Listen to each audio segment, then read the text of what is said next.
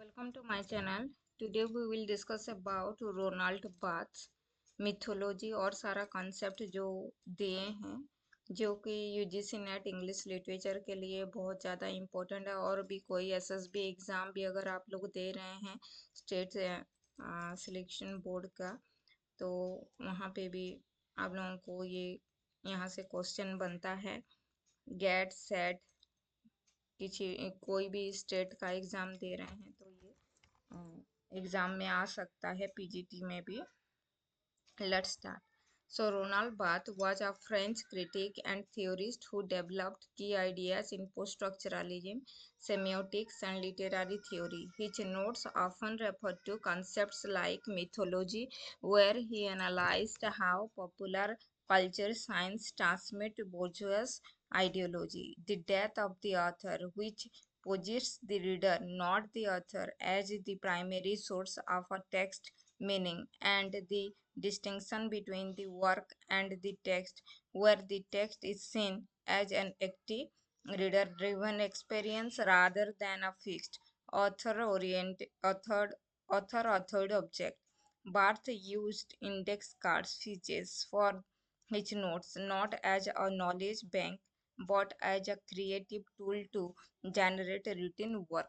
सो Roland Barthes जो हैं वो फ्रेंच क्रिटिक हैं और वो post structuralism, semiotics, literary theory ये सब डेवलप किए हैं। उसके साथ जो नोट्स है वो क्या रेफर करता है, जो मिथोलॉजी को। सो मिथोलॉजी क्या होता है, जहाँ पे वो मिथोलॉजी में पॉपुलर कल्चर और बुर्जुआस आइडियोलॉजीज ये सब बात किए हैं। और उसके जो फेमस टेक्स्ट है डेथ ऑफ द ऑथर, वहाँ पे वो बोल रहे हैं कि रीडर ही इम्पोर्टेंट है, ऑथर का कोई रोल नहीं रहता है टेक्स्ट में।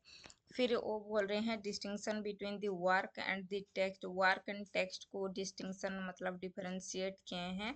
सो वहाँ पे वो बोल रहे हैं एक्टिव रीडर ड्रिवन एक्सपीरियंस। तो एक्टिव रीडर ही क्या करता है, टेक्स्ट से कुछ निकाल सकता है, तो रीडर ही इम्पोर्टेंट है, ये सब बोले हैं। देन उसके बाद बात यूज्ड इंडेक्स कार्ड्स जो फीचर्स है उसको in his notes not as a knowledge bank but as a creative tool to generate written work. यहाँ पे आप लोगों को बहुत सारा क्वेश्चन मतलब आंसर मिल सकता है, यहाँ से भी क्वेश्चन बनेगा। देन मिथोलॉजी, मिथोलॉजी को क्या वो डिस्क्राइब किए हैं in which essay what is myth today, this is the essay written by Barthes. वहाँ पे वो डिफाइन किए हैं myth as a form of communication that transforms natural objects into signs imbued with cultural and historical meaning and often to serve dominant bourgeois values।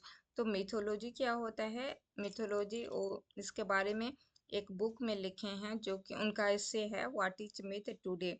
और वहाँ पे वो define किए हैं मिथ क्या है, एक कम्युनिकेशन है जो कि ट्रांसफॉर्म करता है क्या, natural object science imbue cultural historical meaning से जो निकलता है, और उसके साथ वो बुर्जुआस के वैल्यू के बारे में भी बोलता है। Then from work to text, Barthes distinguishes between the work of fixed consumption, consumable object with a singular meaning। तो वहाँ पे और वर्क किसको बोले हैं, टेक्स्ट किसको बोले हैं, इसको आप लोगों को याद करना है।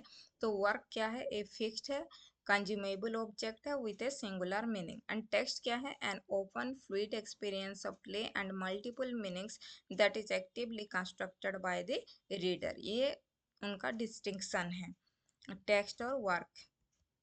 Then death of the author, the Barth argued against the idea that the author's intention determines text meaning. Instead, the reader's engagement with the text creates meaning, making the reader the active co-creator।